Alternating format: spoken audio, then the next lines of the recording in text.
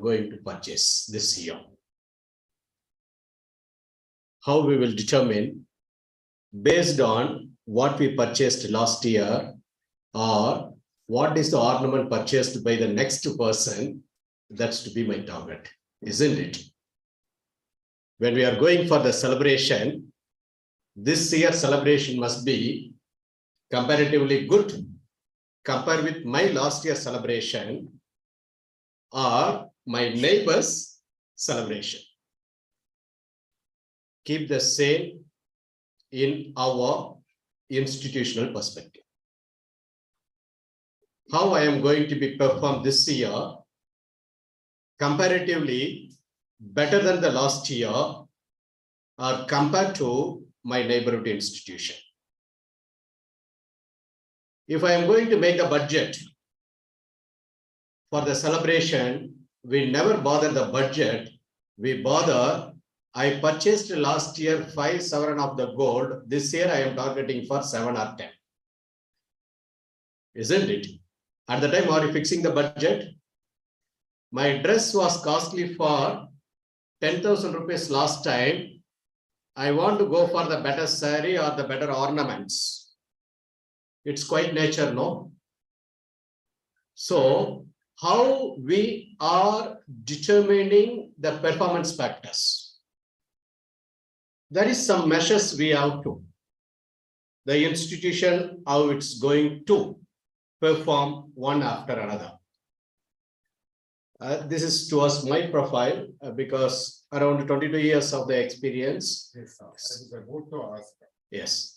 One line, lengthy qualification, what is it? Can you please explain? I did my MCA from St. Joseph's College of Arts and Science, Cuddalore, after completing my BSc Computer Science from Sacred Heart, Tirupattur.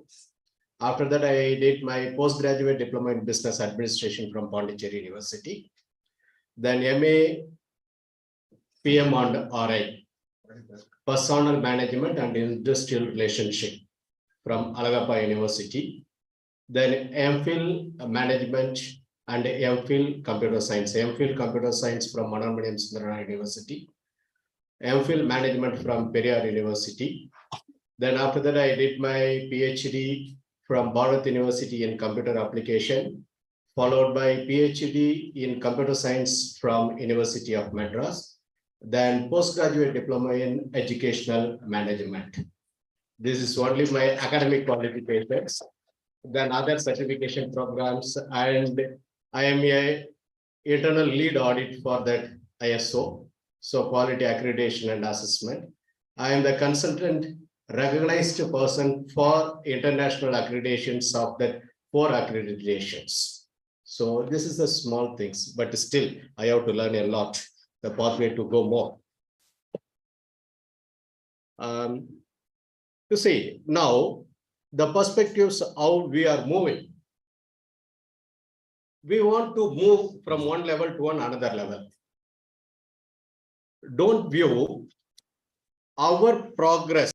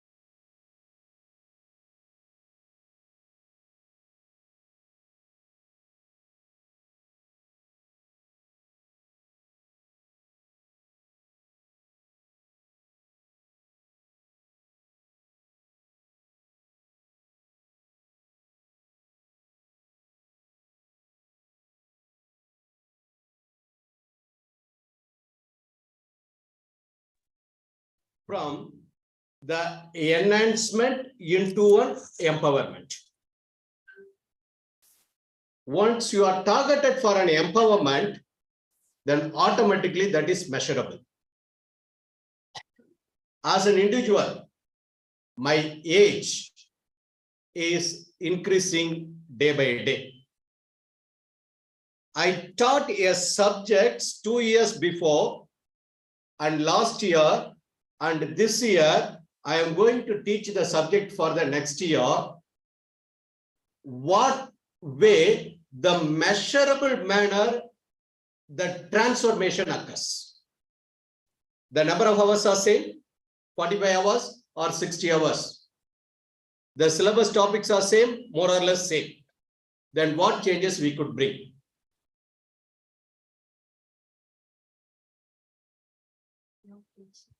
Way of teaching. You see, no other way. I have only chalk and board at the maximum PPT.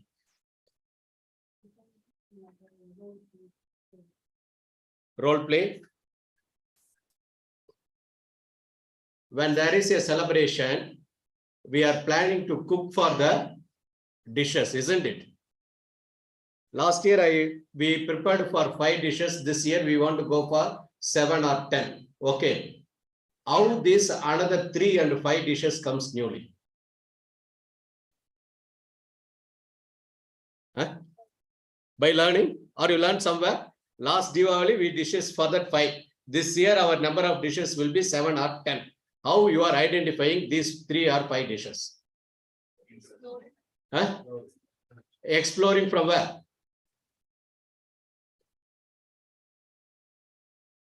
Are you doing innovation in the cooking dishes? We have to do it. Which are the dishes comes from our neighbors? That is our eyesight. Next time, I have to prepare better than that. Otherwise, wherever we are visiting, from that places, we have tasted something. This is good. This is new. I have to take it, isn't it? There are 2 things. We are receiving something. By visiting, we are learning something, isn't it? Yes or no? For your subject, for the teaching, to whom you are invited and learned, or where you visited and enhanced your subject. If these things are not in practice, how your festival to be celebrated in an effective way from year by year, consider as that your celebration is your subject of teaching. Did you visit some other teacher or some other colleges, how they are teaching this subject? YouTube is making, how many of them watching the YouTube more than 3 minutes? Our best way, no, changing the videos. Earlier we used the remote to change the channels. Now our fingers are very fast to change. When there is an ad comes, immediately next video we will go. So while you want to move from one level to another, the key performance indicators are essential. How we are going to make this indicator? Take it. In an academic, I want to throw for 4 keywords. What is the purpose of the higher education? Huh? Learn better. Purpose of higher education. Acquiring the knowledge. Yes, very much. The knowledge I am keeping in my mind very much. Like I am keeping the water in the bottle. I acquired a lot. I am keeping myself. Yes, that is the purpose of the higher education.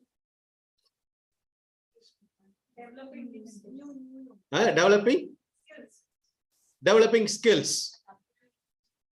Applying it, implement it. You see, we are the good resources. You see, the purpose of the education, formation of the society in a better way. So, The United Nations comes out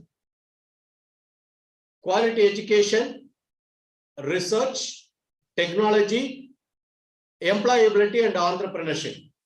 These are the 4 keywords they thrown to us. Now, as an individual, what is the key indicator to us move from 1 year to another year related to my quality education? I taught 15 hours this week. Then consistently all the weeks I am going to teach for that 15 weeks, or according to my workload 20 weeks. End of the semester is over. I am going for the next semester planning. What is the paradigmic change you are applied related to your teaching? You see, everywhere we are talking on that accreditation and other things, only documentation, but behind the documentation, there is a process. Behind the documentation, there is a process. Are we addressed towards this process anywhere? Everybody asking, I have to prepare the lesson plan, I have to submit it this day, otherwise management won't sign it, then I am not able to complete the syllabus, blah, blah, blah, blah, finished. Okay. Now, honestly, we have to think it over ourselves. In my lesson plan, whatever the name you keep it, what is the changes you made compared to last semester or last year and this year? So changing the date, 1. Okay, even we are not changing our designation or qualification, that is same. Okay, what else we are doing?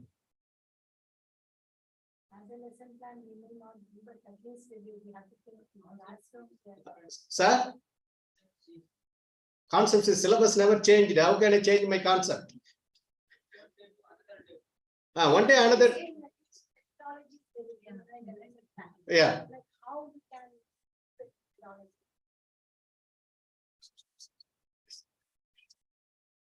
Okay. Now, the changes which we are suggested, the indicator I have to do, today applied further to 2 teaching pedagogy, I want to do at least 3 teaching pedagogy in my next semester. In my research, I published the paper, I started applying the project, don't bother about the success, at least start applying the proposals or the budgets.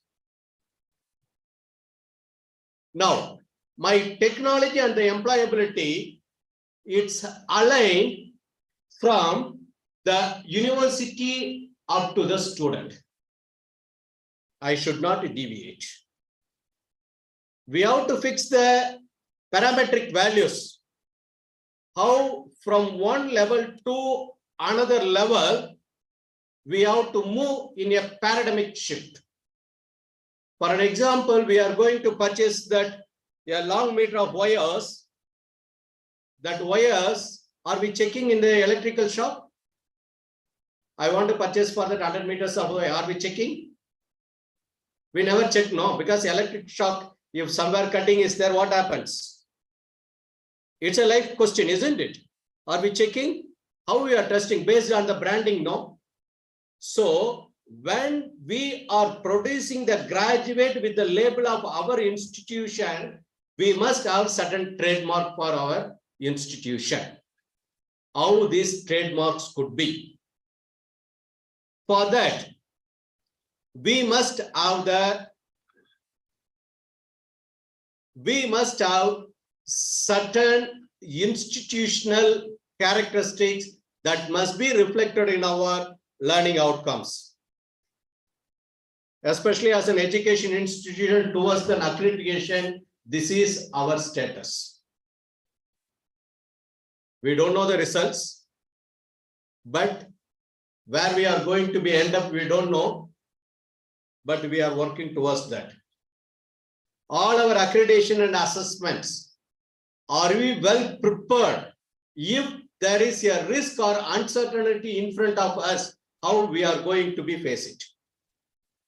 You see, you thought that so far, what you are preparing, what you are planning is perfect, as long as you are going to submit, you are going to upload, that time only a lot of challenges are in front of us. So we have to be prepared ourselves in an excellent way how to be manage the risks and uncertainty. Now, as long as we are not performing ourselves well, our consumers are expected to be down. So as an institution, we have to be prepared the indicators and make it, we have to move towards that next level, ensuring the happiness in all our stakeholders. So the way in which I want to move, the key performance indicators to be determined by the individual members and mapped towards that institutional way to enhance the institutional trademark from one level to another level. The indicators to be measurable in that quantitative manner, not the qualitative way. So I thanks that highlighting these perspectives, please determine your individual measurable indicator for every individual persons that will lead the best practices towards the achievement of institutional values and whatever the ranking or the accreditations you want. Thank you.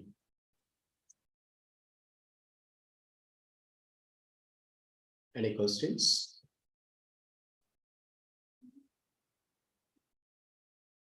Because I don't want to go for any technical things, that the entire things will be in 4 keywords. As an individual, you will fix it yourself. What is an indicator you want? That 4-way, the quality education and the research, technology, employability, and entrepreneurship. In these 4 keywords, make a measurable way. What is the moving from one semester to another semester, 1 year to another year, to every individual? What you are fixing for an individual, automatically that will be reflected in your institutional changes. Nice guys. Yeah.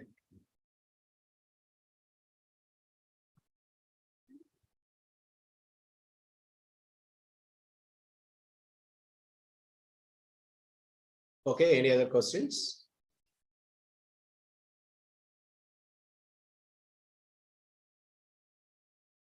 Thank you. Thanks for the opportunity.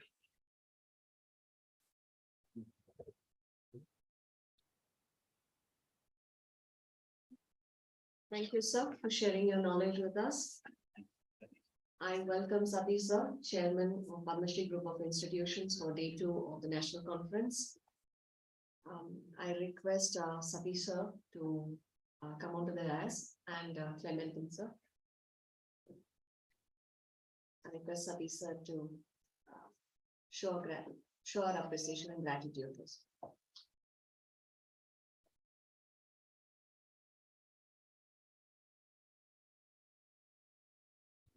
Yes. Thanks.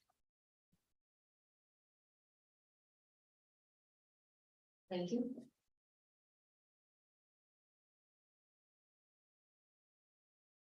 So we continue with the.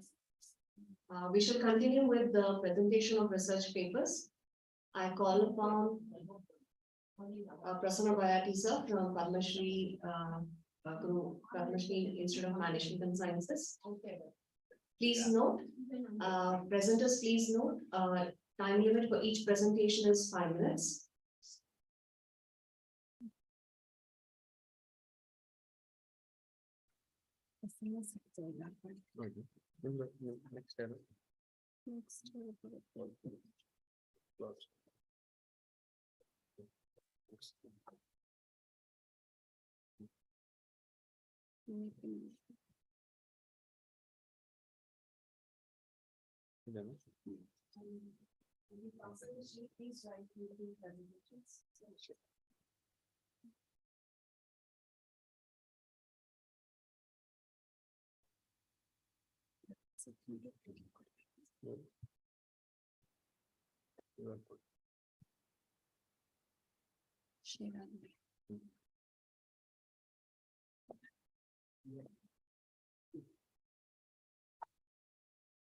Respected members, myself Prasanna Bahati, I am working in this institute for the Institute of Management Studies, Management and Science for last 4 years.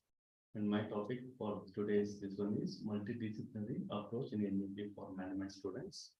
So especially for we management students, we come across different say theories, concepts.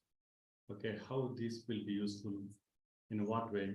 I want to just give a simple view of different concepts from say mathematics, how they are used, some concepts maybe from physics, chemistry, how they will be useful for our many students.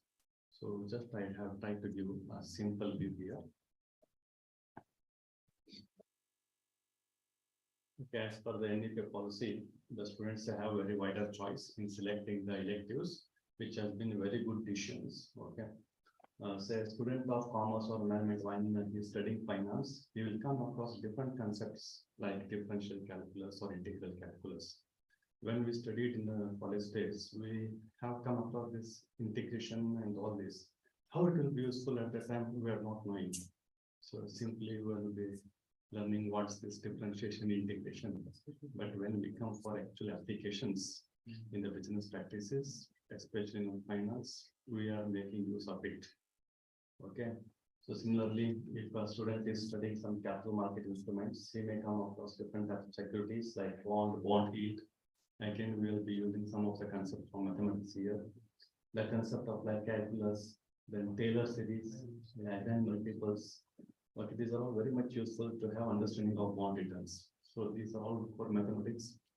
So management and commerce students, usually we don't have much of say affinity to say mathematics. Ours in commerce and management, they have more of say accountancy, cost accounting, management accounting, then financial management, then taxation, income tax, all these are. But if we go a little bit wider into financial management, then I think it's a very vast area of financial management there. Again, we come across the capital market instruments, then international finance, then the risk management. For the economics also, there are so many areas like managerial economics, then forecasting, time series modeling, then the new area like econometrics.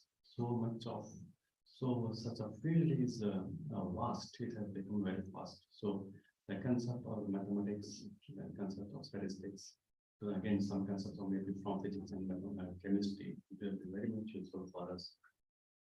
Some concepts of mathematics or physics, which will be very useful. So operation research, we have this operation research, okay, which is usually taught for engineering, but also for management students.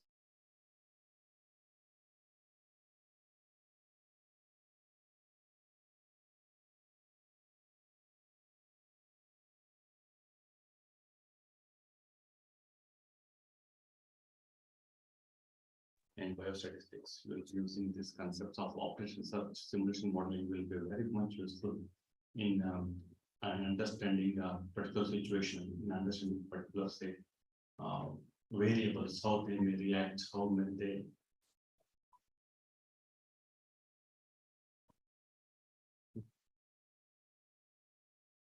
a particular situation, how it will emerge from the given data, from the given set of data. When we have very few data, how to come out with the solution, how to come out, how to paint a picture for the future. So simulation techniques will be useful in many of the fields. Now coming to this simple analysis of marginal cost in economics. A student of economics, earlier he was studying only in BA Arts. So economics may be interesting subject. So after studying economics, he may go for higher studies. Then he may become, say, economist research. If he does, he may become an RBI governor also. So the students from science and engineering, they have to become governor of RBI also, like Raghuram Rajan. Okay. So the student, if he has got economics interest, then after some time they will be interested in studying more models of economics and time series modeling, then econometric modeling. It may be agriculture economics. So many things, so many issues will be there. So at that time, the concept of again this mathematics, maybe differential calculus, integral calculus will be very useful. So as per the new policy, a student of BSc, they may have selective of economics. Okay. So now in the economics subject, marginal cost will be very useful. How we make use of mathematics, especially differential mathematics, differential calculus. We have this concept, okay, first derivative and second derivative, okay. So based on this, we'll be having this analysis, marginal cost. Okay, the cost will be minimum at a particular point. Okay, when the slope will become the positive will become minimum when it is above the function will be highest value when the slope will be negative. Like this, we have some concepts. So these will be used in your managerial economics. Then comes to the Wiener process in the random stock prices. So Wiener process and the Brownian motion, Brownian moment. These processes are very much in physics and chemistry we studied in PUC and also in first semester engineering chemistry, Brownian motion. So this was developed by Robert Brown somewhat in 18th century. So how the pattern of motion, how it is, it consists of random fluctuations in particles position inside a fluid domain, followed by relocation to another subdomain. So this is actually how this is going to be used in finance. So this in the Wiener process, we are using it in our finance, especially in the stock market and derivatives. We are using Wiener process. Apart from this, the actually in finance and the stock price modeling is a very complex behavior. Stock price modeling, and then based upon this, we have options or what you say derivatives. Derivatives are biggest area in the finance. Derivative market is more than $90 billion. Derivative market is more than $90 billion. It's more than the world GDP. It's bigger than the stock market. But derivatives don't have any value. As of their derivatives don't have on their own value. They derive value. Okay, derivative, for example, it's on the stock. So this we can analyze by using the Wiener process. Though there are other methods like say technical analysis and fundamental analysis and all that. But for a short, say duration, for a short time period, how the stock price moves, how the stock price behaves, again, we can use by Wiener process, and also simulation process will be useful for the study of the stocks and options.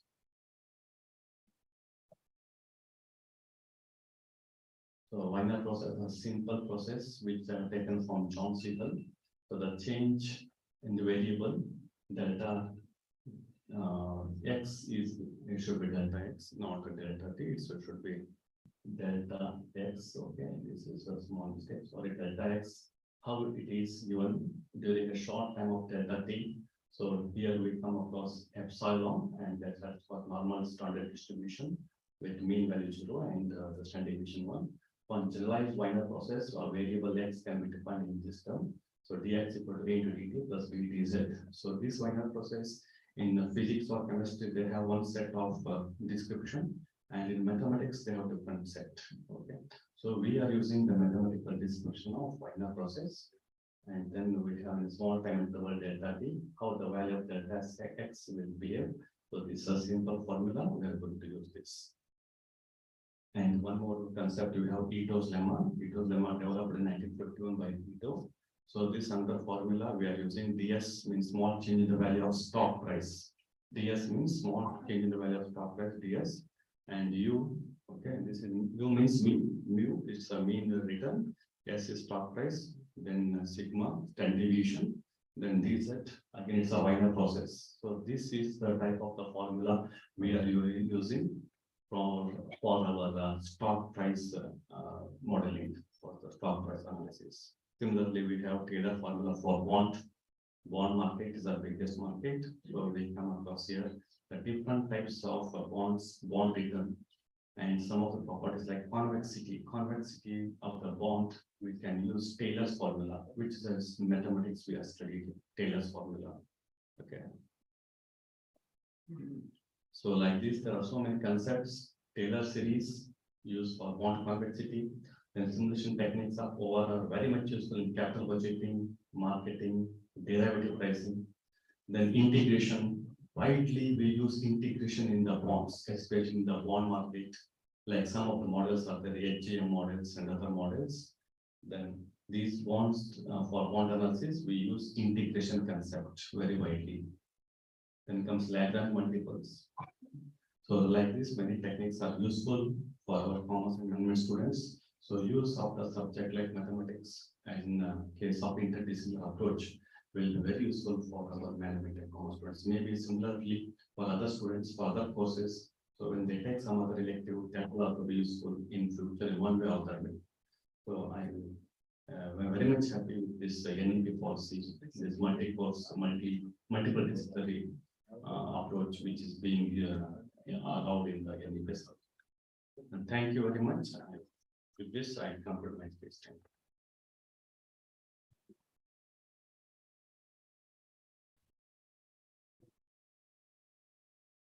Thank you, Dr. Prasanna Bayati. I call upon Dr. Rohini for the next presentation.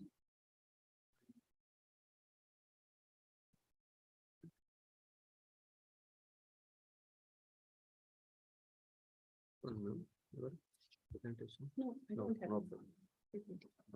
I'll just.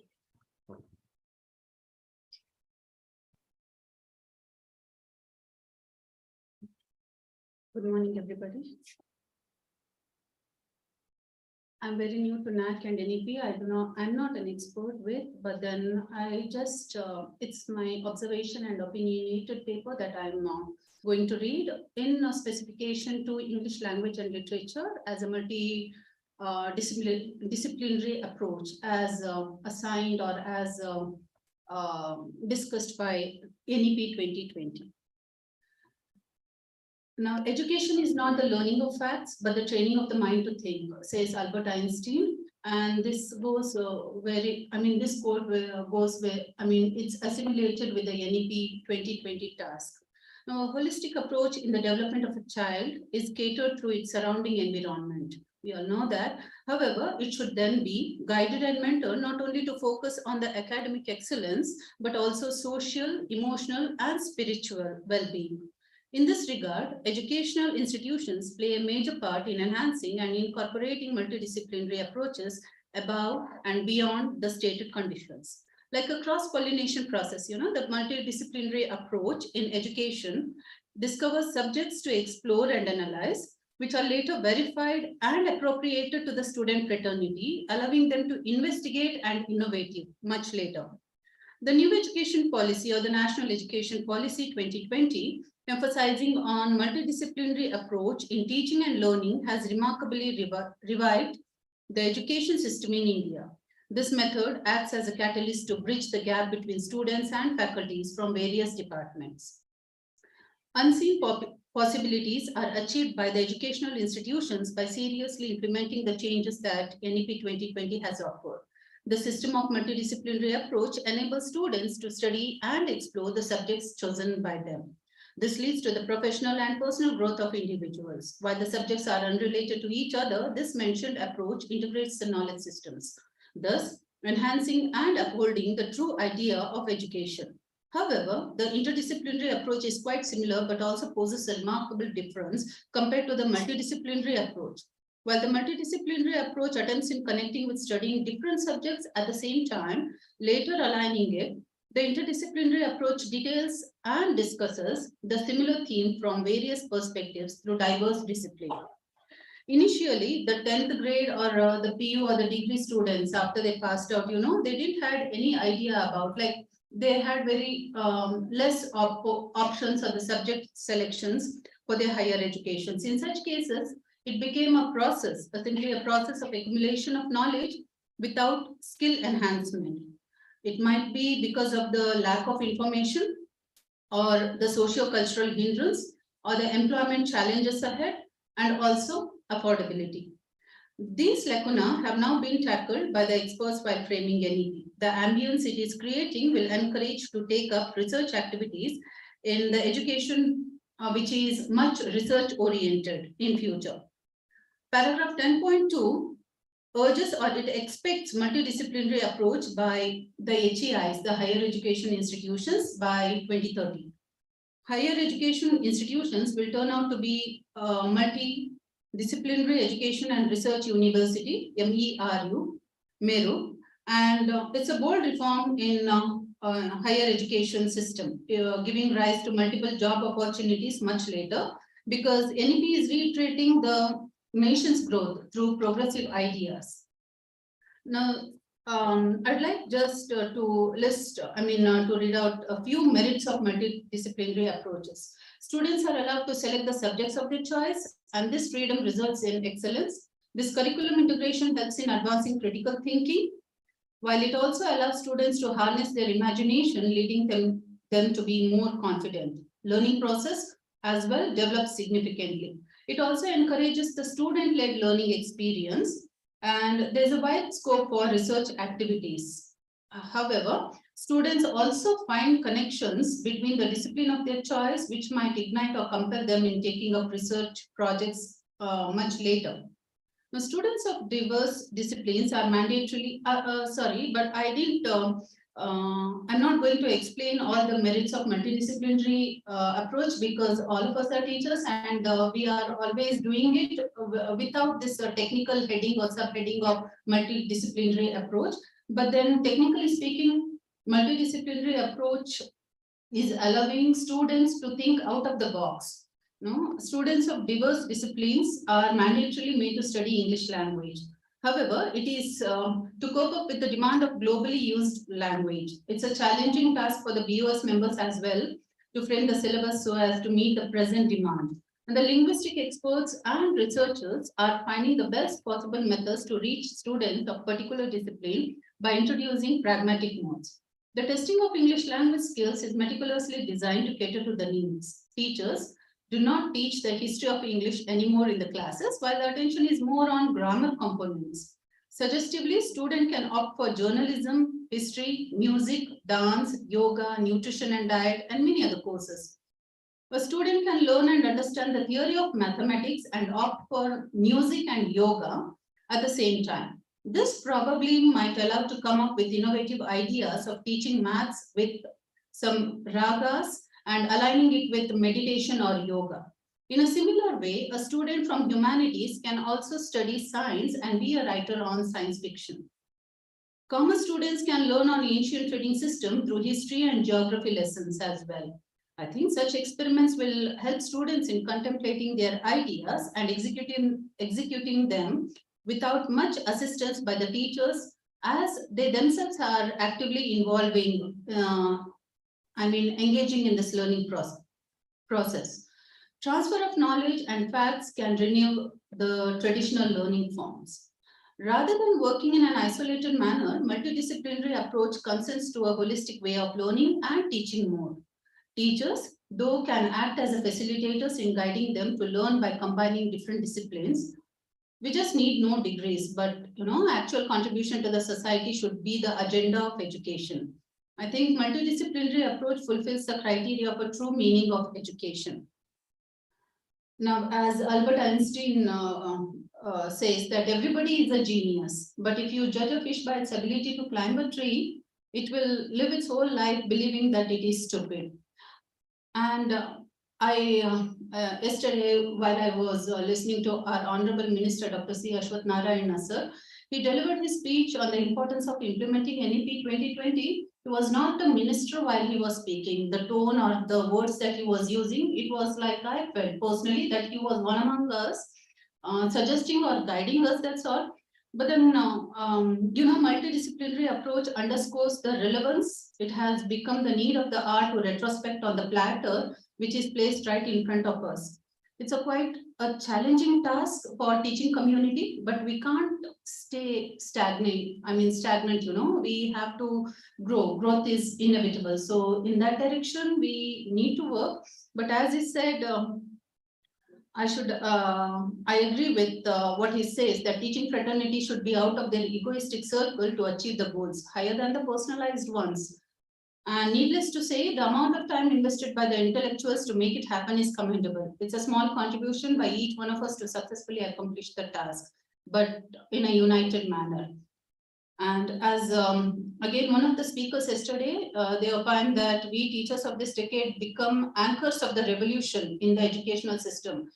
Maybe down the lane, another 4 or 5 years or a few more years, it must be acting as a burden. It is not only acting, but then it is, but then because it's a new one, everybody are left in chaos and confusion. But then we have to move ahead, right? The larger and the broader idea of NEP 2020 has to be realized. And being we teachers, we all should join together in working in that direction. Apart from this, I would just like to share my experience working on my PhD thesis on Amitav Ghosh and Shashi Tharoor, a comparative study. Now, being a student of English language and literature, it was a bit difficult for me to study and understand Amitav Ghosh because he accumulates all the sources. I had to read anthropology, botany, marine life, and paintings across the world, the medieval trading system, the Indian borders, the formation of nations, the formation of states. It was much more. Now, this idea behind multidisciplinary thing is very resourceful for students as well as teaching communities. We should just accept it as a challenge. Thank you for listening. Thank you.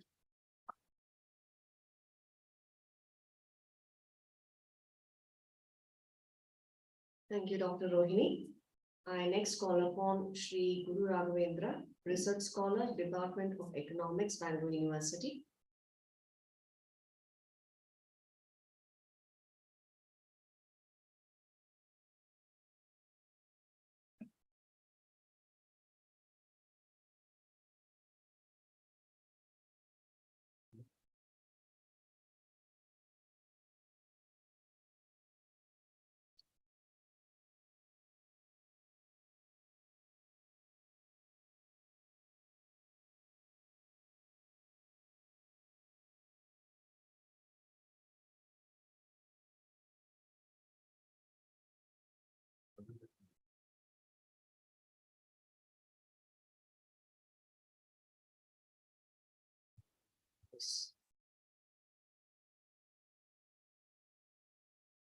Good afternoon, everyone. Myself, Sri Guru Raghavendra KM, research scholar.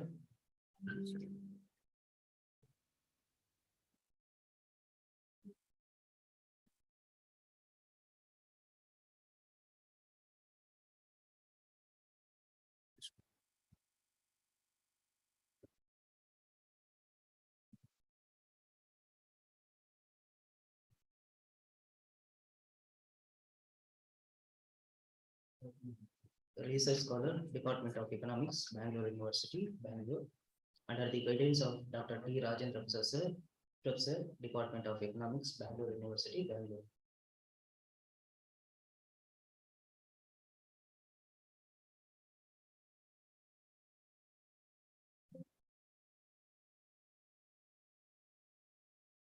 So topic is digital mechanism in higher education in India and assessment. This is my topic.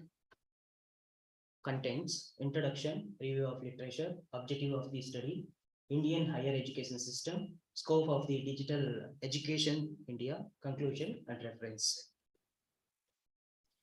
Part of introduction.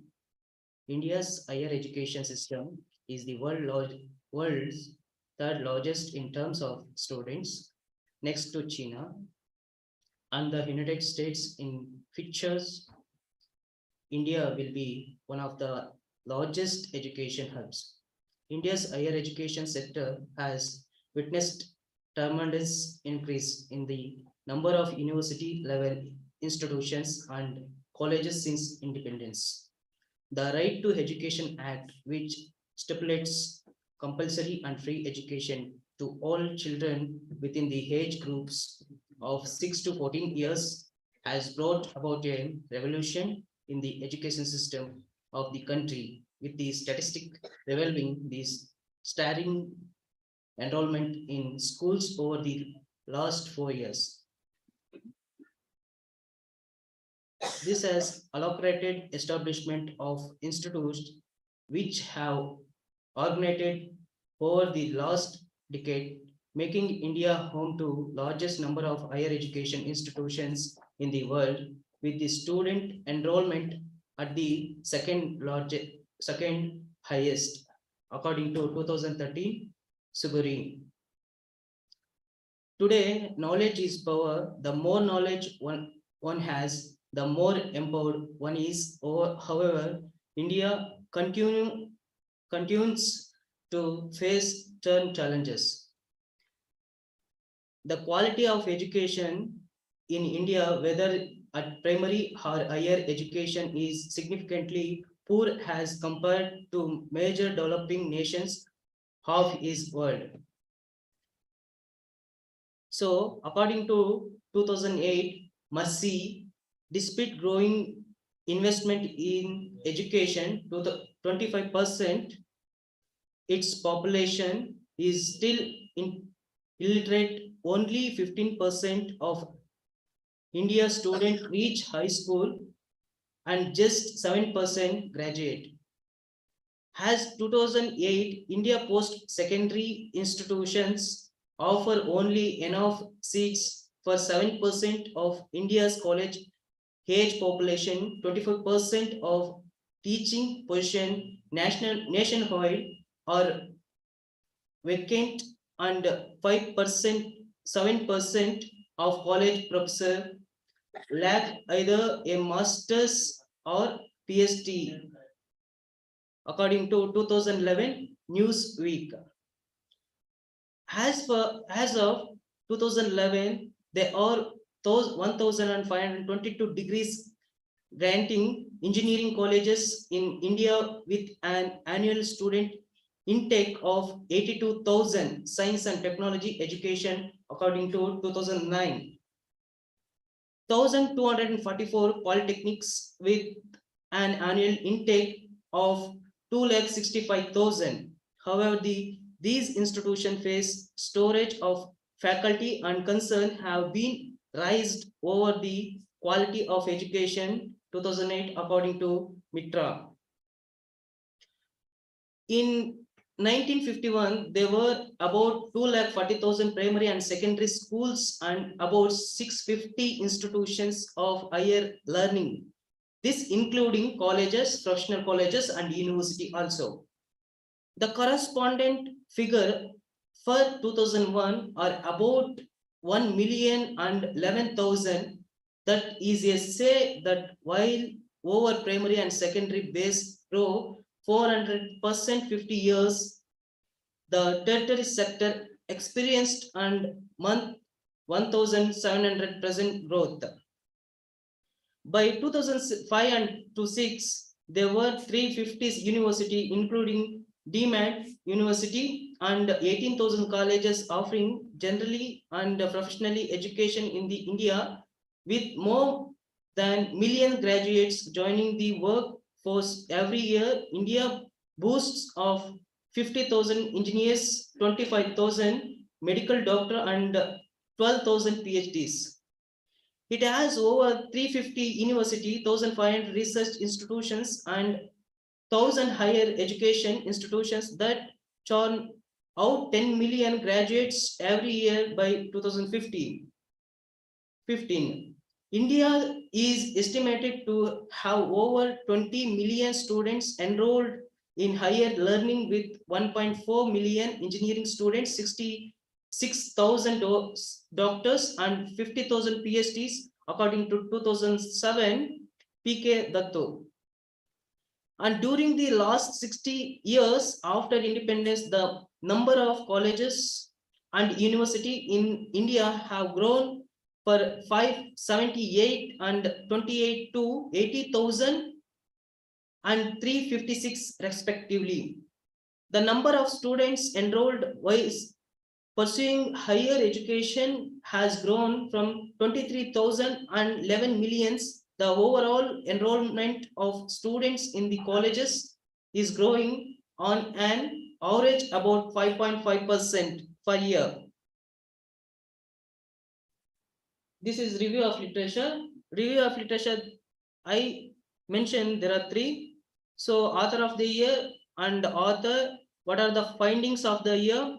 The mention totally summarize the review.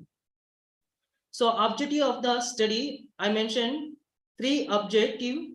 to study the Indian higher education system, to study the growth of higher education in India, to study the major intuits of digital in higher education and the challenges encountered by it.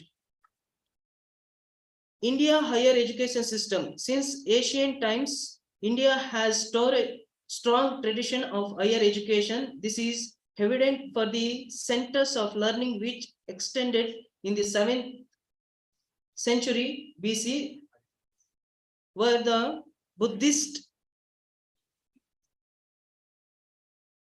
3rd century AD was Nalanda, according to 2006 Cochrane.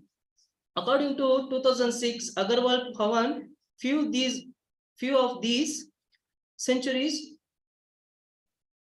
centers were very large, having several faculties, innovations, and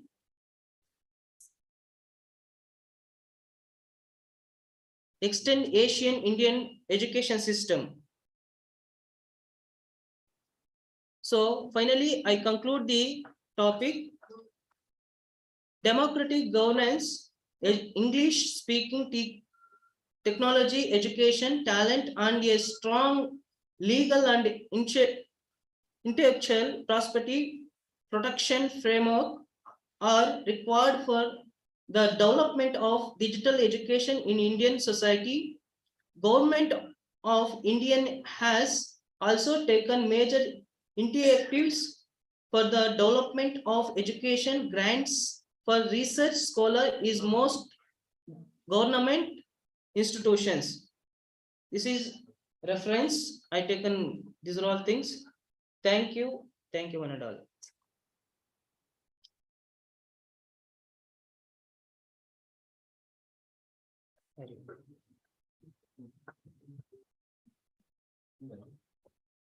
Thank you, sir. I now call upon Dr. Umalata from Padma Shri Institute of Management and Sciences.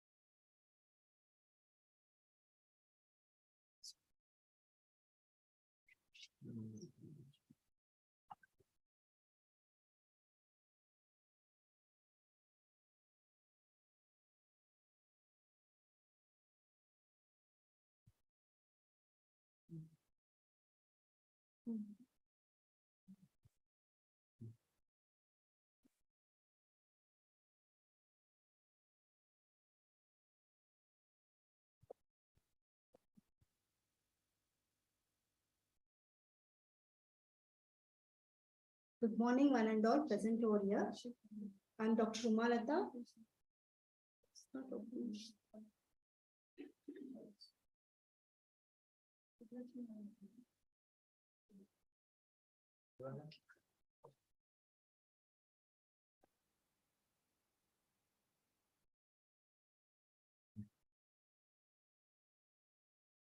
I'm Dr. Umalata from Padma Shri Institute of Management and Sciences.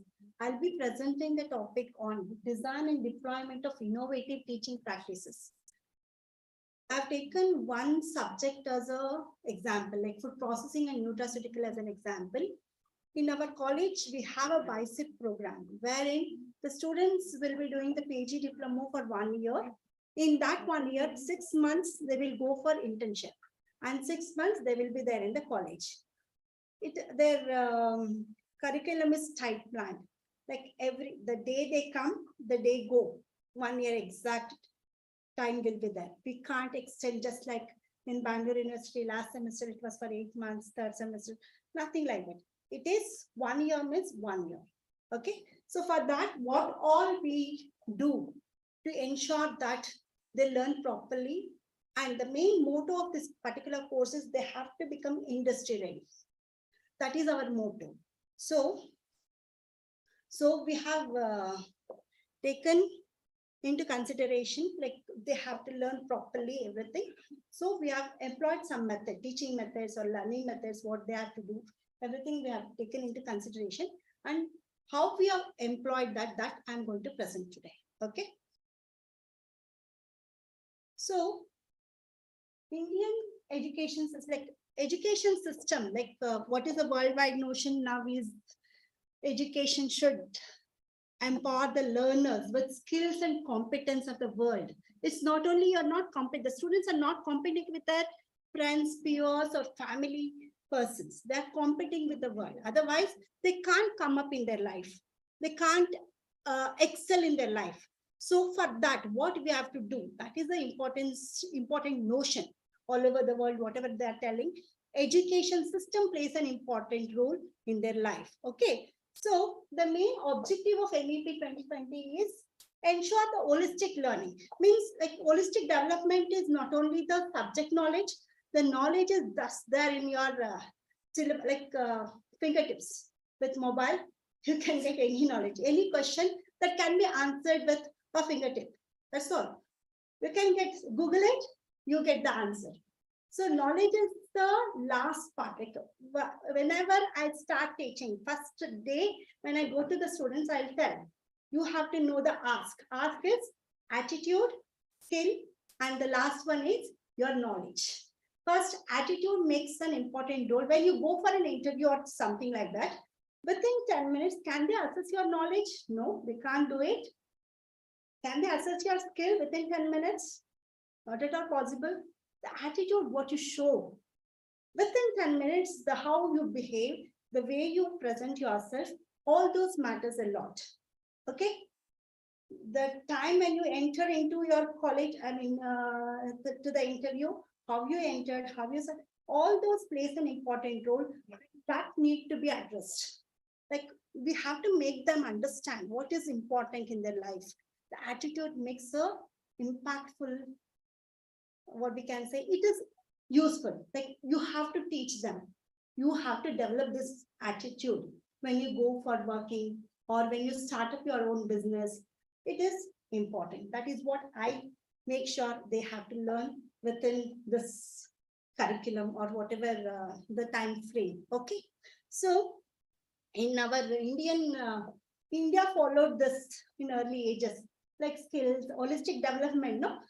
Whatever in earlier days, students were used to be sent to the Gurukul system. They were taught each and everything, how to behave with your elderly person, with your younger generation, everything they were used to be taught, and they will develop, whether he is a king or he is a common person. Krishna and Sudama studied in one place.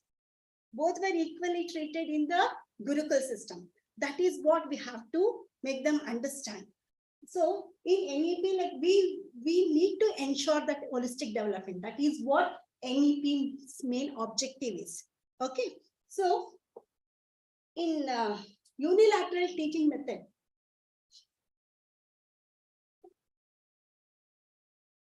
sorry for my voice.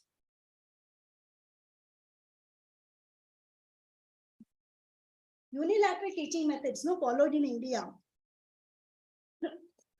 after colonization, like colonization by the British or invaders.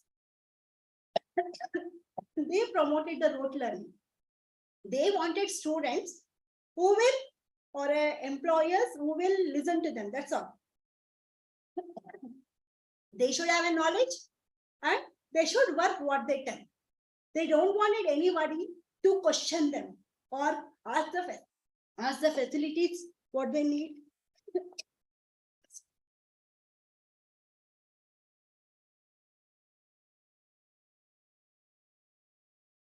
What they need, nothing they wanted, just do what I say. That is what they wanted, because they were running some business. They wanted the workers for them. That's all. Okay. For that, they imparted rote learning. Just you take the knowledge, that's all. Okay, that is what they did. So now our aim should be in the way that the students should have the ability to do the problem solving, critical thinking, communication skills, innovation, adaptability is the need of the hour. Okay. And to make the students industry ready, when they go out of our college, how they are ready with whether they are taking their own entrepreneurship or they are going for a company, how they have to behave, how they have to learn, what are the skills that are required when they go to that particular industry, when they are studying on particular subject, what are the skills they need to learn. All those things we need to, whether it is a life skill, or it is a technical skill, or it is a subject oriented skill. Everything need to be understood by the student within that curriculum. Okay, so that is what it means. We designed and deployed a method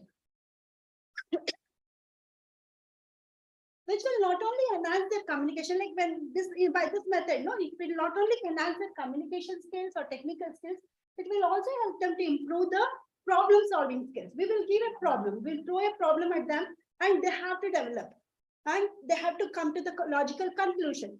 That is what we need to learn from the course. NEP 2020 emphasizes skill and ability enhancement to be integrated into the curriculum. That is what we try to do with this particular course. Okay. Teaching methods are more important for deployment of NEP. It is not just staff and tester. You teach something and send the students. So these methodologies are too much important in ensuring the job readiness. Otherwise, they will not be job ready. They just have the knowledge. They don't know where to apply. That is important. They have to know this knowledge or a skill where I need to apply. That have to be inculcated in them. Okay. So in the present case study, novel methods of teaching and learning are implemented for food processing and nutraceutical students, and that will be discussed in the next slides. Okay. So what are the methods that we employed when we were starting with the curriculum, like when they came into the class, like from the academic calendar till they go to internship and they get the certificate. Everything is planned properly. That is how we did. Industrial and institutional visits were made compulsory for the students. They were given with many seminars and presentations so that they can improve their communication skills, and the discussion part, everything will make them ready for the interview, facing interview, how they have to behave with the next person, like how they have to interact with the people. All those things were taught to them, or with the course, they learned all these things, we can say. And the training programs and workshops are given more focus. Project-based learning was implemented in this. Research and development was the main source for this particular course. And last, they will go for on-job training. Before they go for a job, they are trained in the industry. That was given more importance. Out of 1 year, 6 months we have given for the on-job training. Okay, that is important.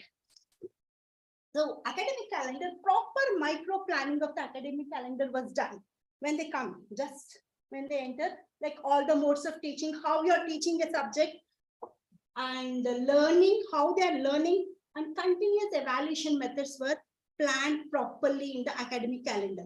Okay, in the beginning of the semester, the students are oriented by the orientation program, and they are detailed about the industry. Means first only we will ask, like in the first day or say 2 days, what we will do, we will orient them with the industry personnel. We will call industry experts to talk with them, and they have a discussion with them.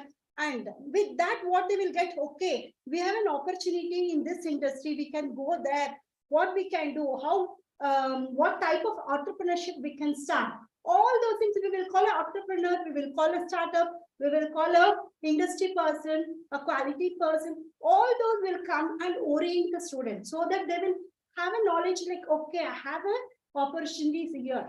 All these things they will get to know in the beginning only, so that they can work upon it. Okay, every student is provided with a schedule in the beginning within 2 to 3 days. Okay, so what all the activities they need to do on a weekly basis, daily basis, or a monthly basis, so that they will understand each and everything.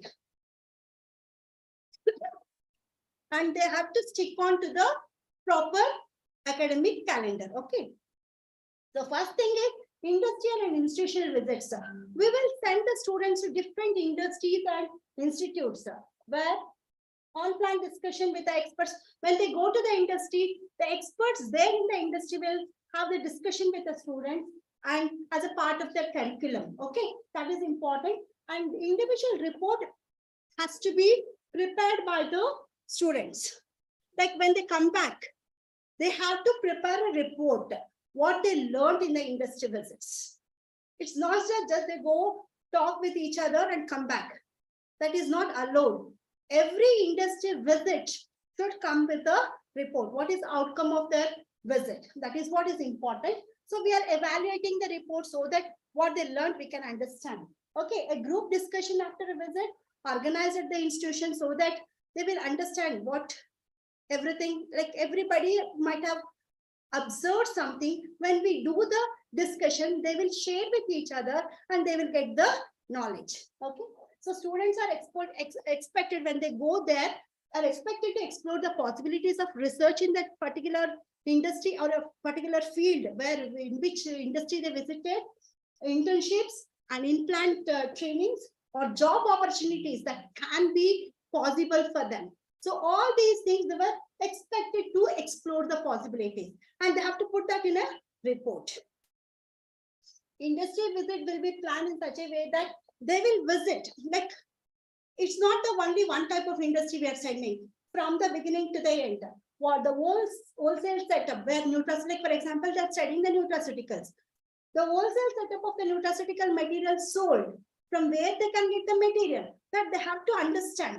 Okay, so that one extraction plans they will be sent. How to extract the nutraceutical or a phytochemicals from that particular nutraceutical plant. That is important. What are the different types of solvents that are used and what are the implication with that, like whether they can use the solvent or not.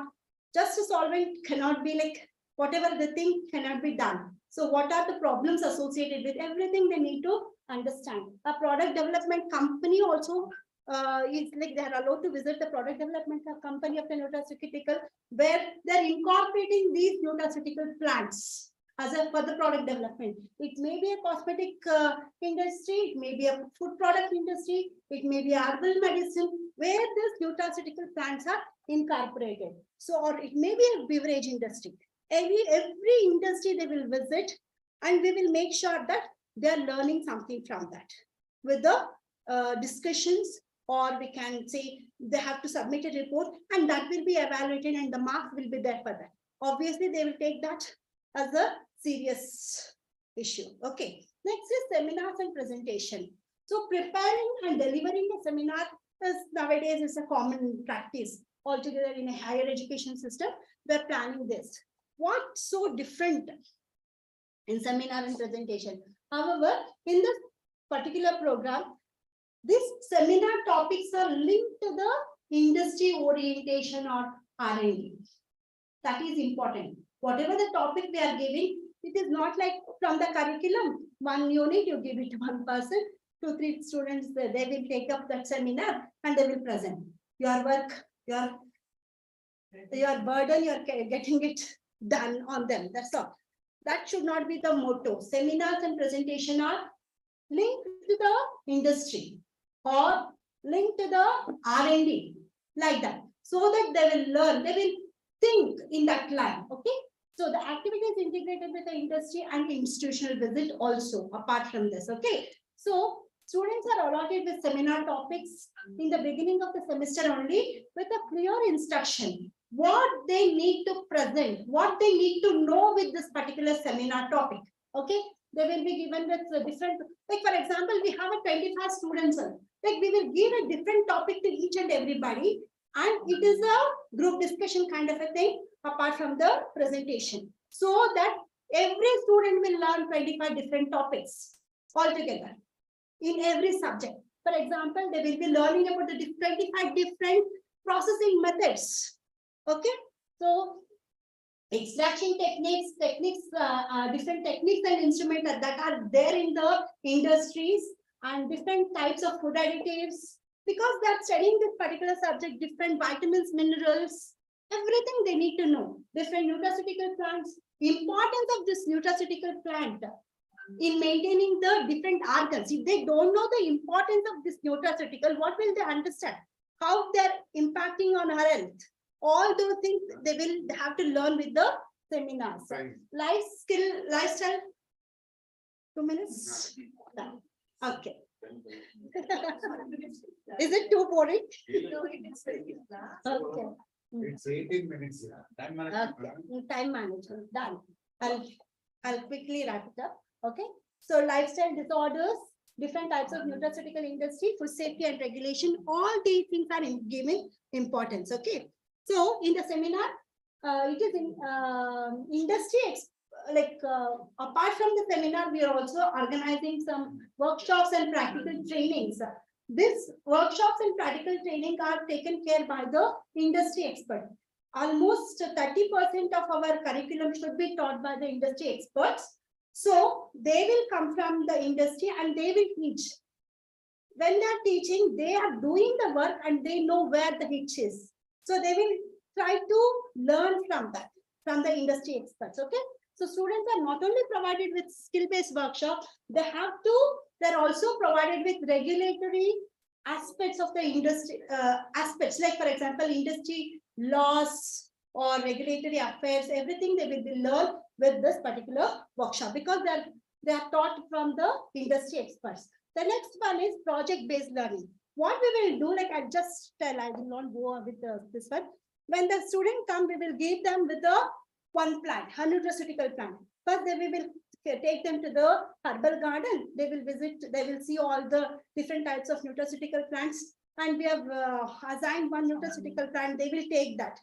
From that, what is the botanical name of the plant? What is the vernacular name, distribution, economic importance, everything they have to focus on that particular plant. All 25 students are doing on one plant. Everybody will know about each other's plant. Okay, so that they will understand that particular topic. So group discussion and all those things will help them in learning the things. Next. And it is not only just seminar based.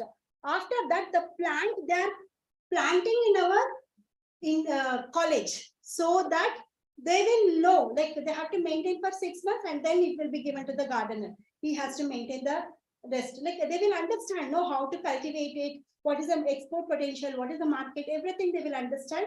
And they have to develop a product using this particular plant.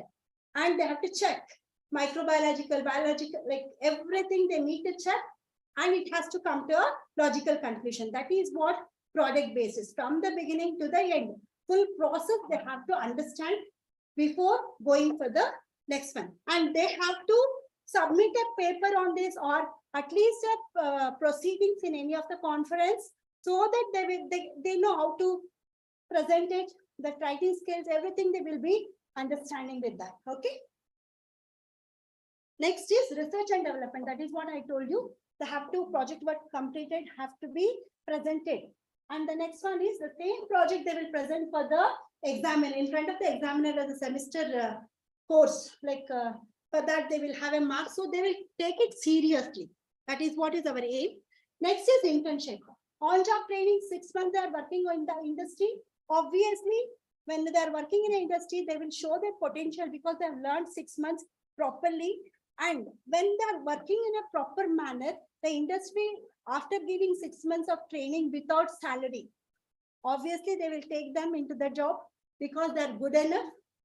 Okay, so like that. Okay, that is what we intend to do with the internship.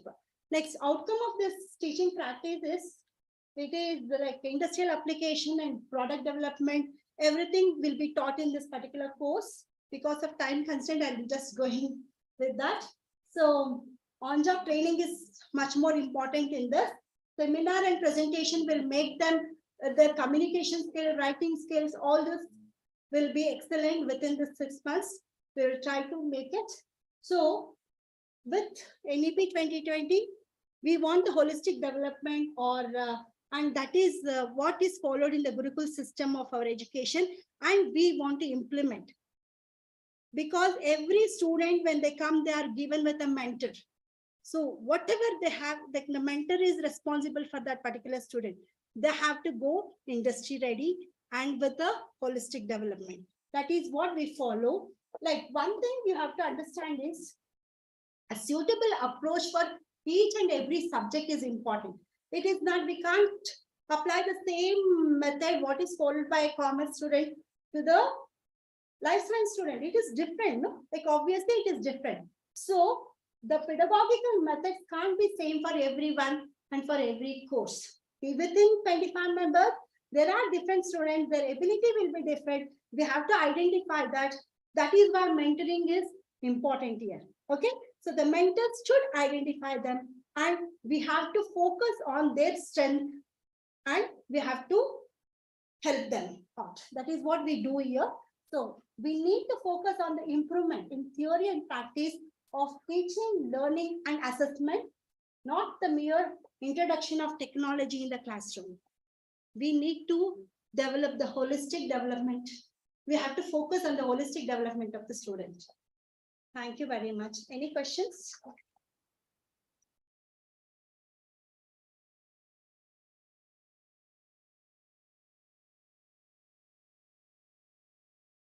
Thank you, Dr. Omalada. Thank you very much. We have one last presentation before we break for lunch. I now call upon. Just 1 minute.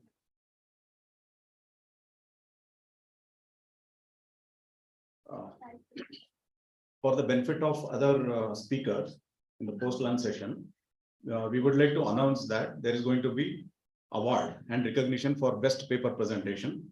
Dr. Clement King will come and announce. Already we have chosen one paper that he will only announce, because since yesterday we have been observing many speakers were not at all talking about NEP, how they can contribute at least in a baby step towards implementation of NEP.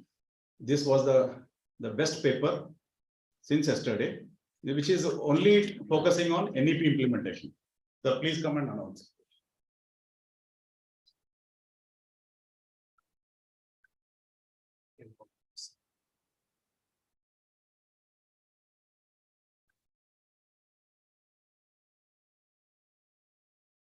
Very good afternoon.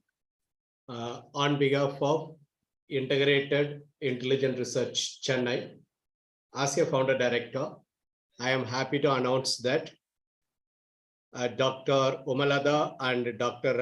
Anuradha's presentation on the title Design and Development of Innovative Teaching Practice in Food Processing and Nutraceuticals. Nutraceuticals is selected as the best paper on behalf of Integrated Intelligent Research.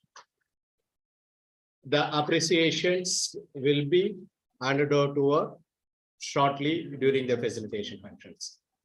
Thank you. Best of luck. Thank you very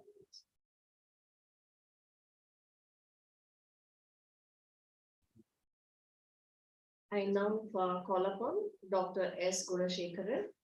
He's got 25 years of teaching experience. He's currently the IQSE coordinator with Sri Saraswati Tyagaraja College.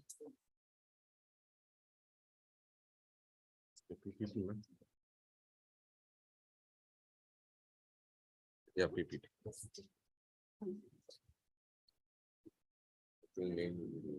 No, almost. Somewhere I've kept it.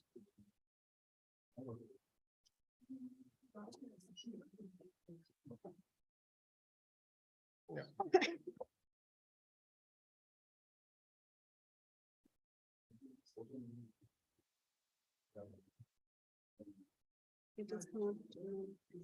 Everything. You do. Section. Escape.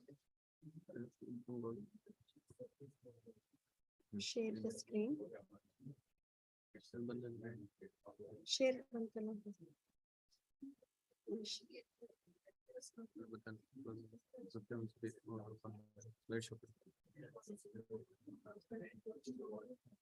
Slideshow ಕೊಟ್ರೆ ನಂಗೆ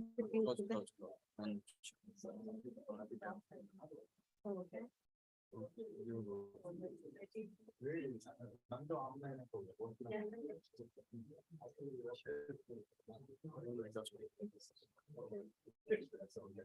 extend ಆಗಿರುತ್ತೆ duplicate ಮಾಡ್ಬೇಕು.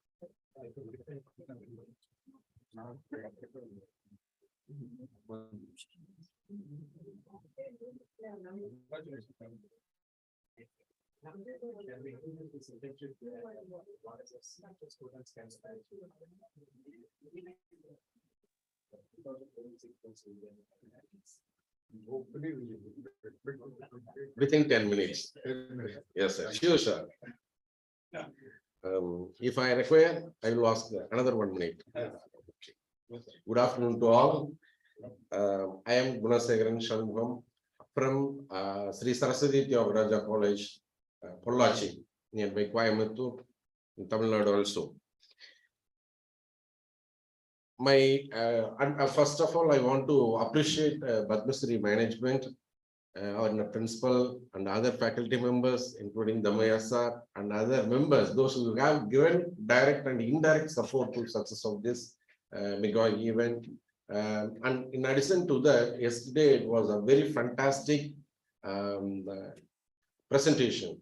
All are a very excellent resource person came here and presented their views, observation and challenges and all. In the perspective of new educational policy, I am very happy to share this stage also with them. Now let's move on to my business. The best practices in industry, academia, interaction and mentor scheme based on new education policy. This is my title. I have chosen it. In this, I have focused on these 8 points. With all of your permission, I will complete my PowerPoint presentation within 10 minutes. Okay. First of all, in-plant training. Second, on pre-placement test, mentoring scheme, education policy 2020, soft skill development, teachers training availability, education formation, and how to successfully implement the NEP, new educational policy. When you move on to the nowadays, there are many challenges and opportunities for educational institutes like other sectors. We have adopted best practices to make the best use of these opportunities and counter the challenges. Best practices include innovations in, especially in the first topic, the teaching learning process. Interaction with industries and institutes. The new education policy advocates skill development in close association with industries and other cluster education complex concept. We are already practicing the industry academia interaction from past of decades. This of course is true. Now we are focusing on all these 3 important points: the in-plant training, pre-placement test, mentoring scheme, software skill program, new education policy to get good academic excellence in students' life and career development. Focus on student-centric education in terms of learning policy.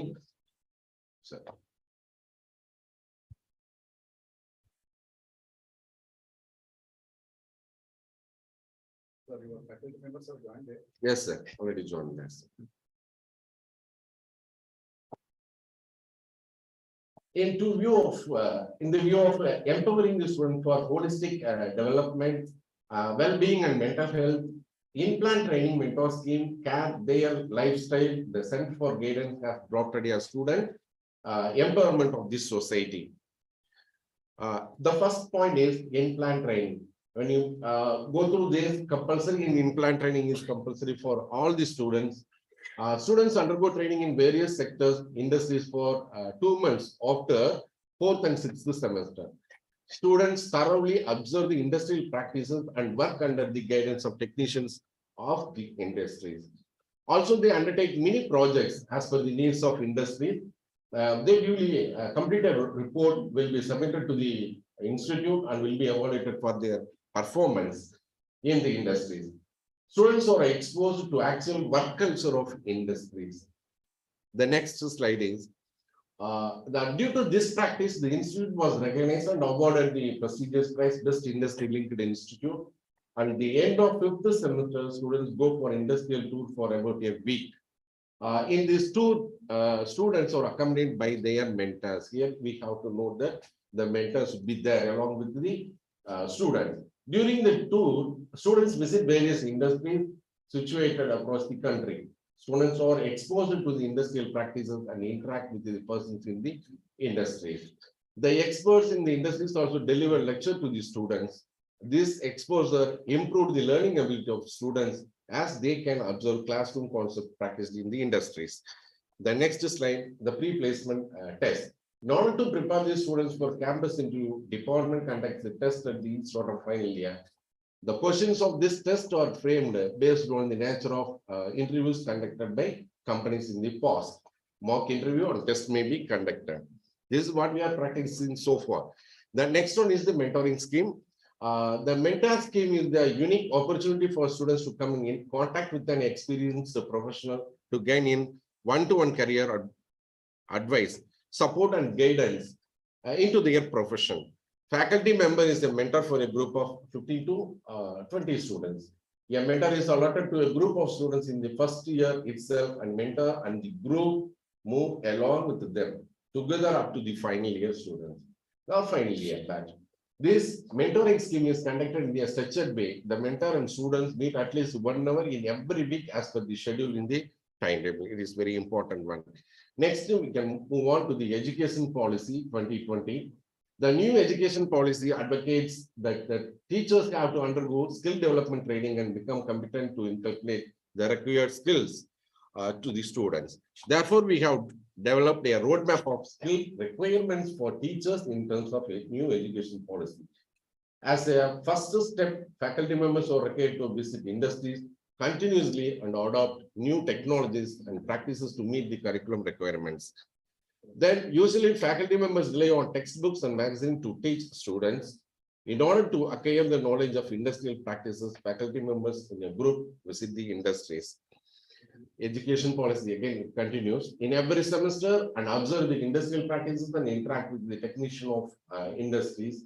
This updated knowledge of faculty member will be important to the students.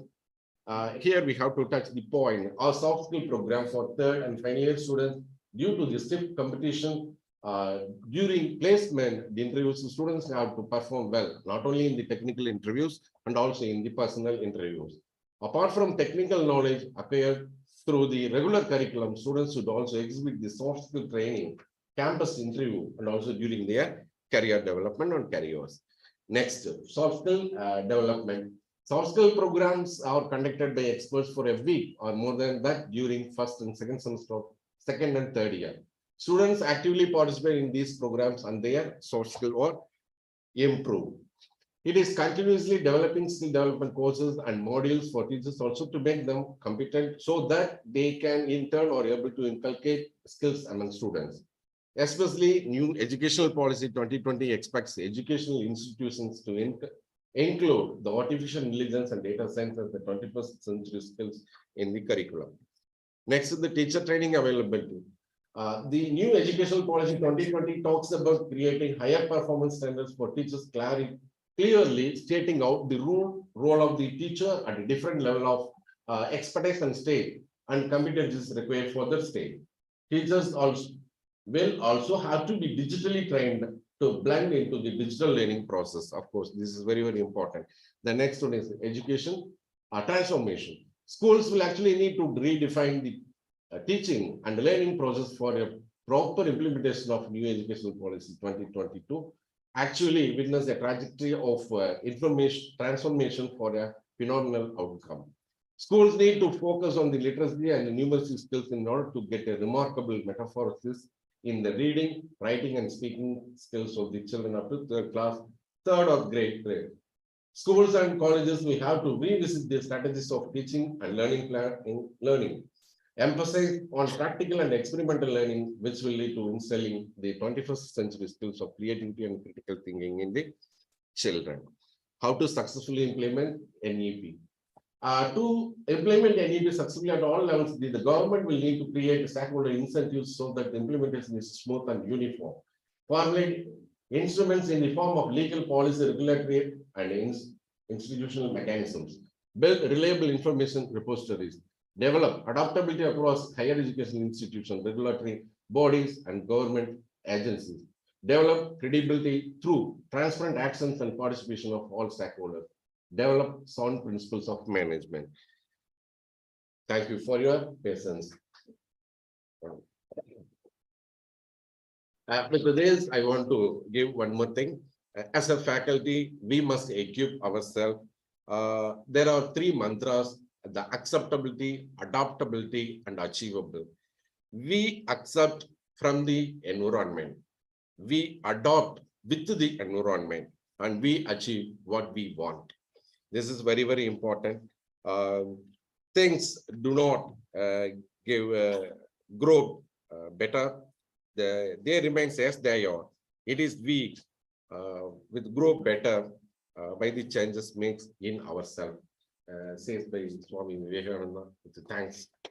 Thank you. Thank you. Sorry, it is my habit of snatching mic always, because this presentation was really up to the mark, to the point, and he addressed one issue which is there in new education policy, that is related to teachers upgradation, competency building of teachers. But the NEP say the teachers also have to be upgraded. Then they have also given big requirement of teachers education, B.Ed and all that. How to transform the B.Ed education in the country. I'll just quote two examples. Upskilling of an individual or an employee. For example, earlier, around 30 years ago, we were used to travel in steam engines, right? Steam engines. Earlier, those days, beautiful steam engines when we were children.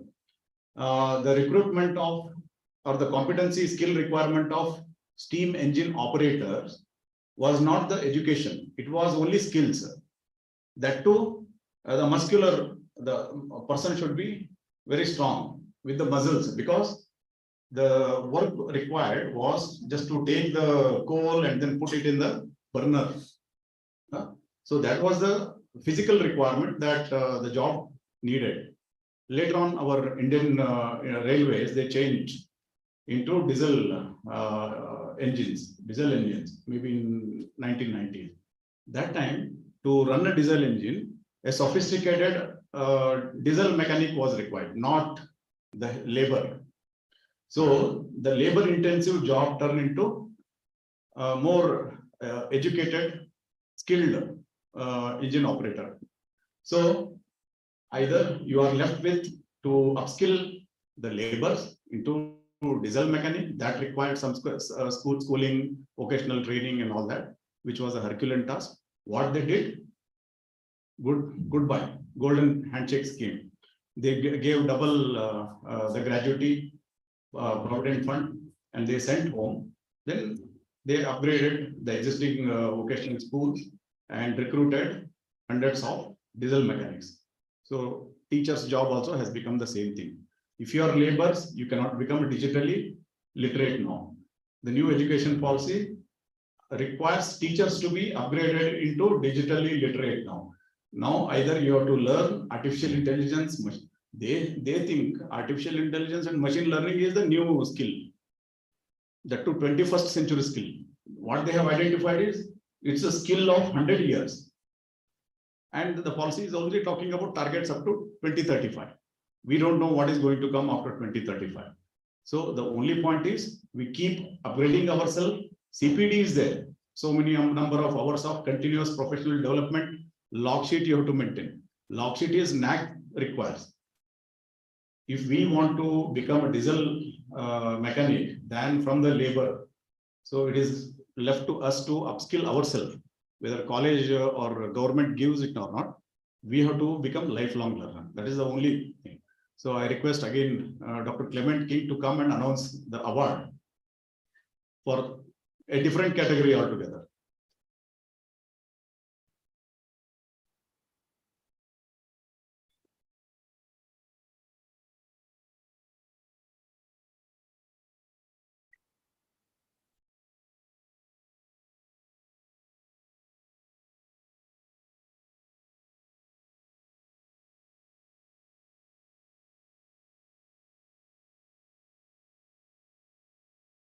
Very good afternoon. With the capacity of the founder director of Integrated Intelligent Research, we identified the presentations given by Dr. Gunashekhar Shanmugam, the IKC coordinator of Sri Saraswati Devaraja College. Is highlighted the faculty enhancement towards the policy title Best Practices in Industry Academia Interaction and Mentor Scheme based on the New Education Policy 2020 is selected and awarded for the best paper under the category of motivation of faculty towards the NEP implementation. We congratulate you for your visionary thoughts, how the adaptations or the changes is adaptable and achievable with your 3 codes. Thank you, best of luck. Thank you.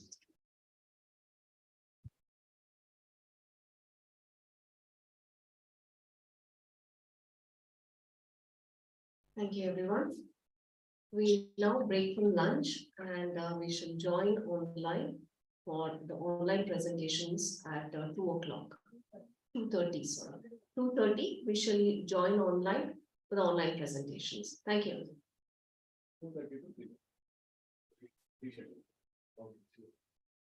Their meetings, we were told, I told them 1:30.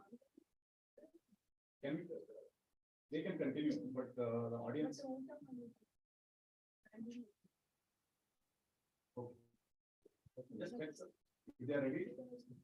Okay. I'm very good.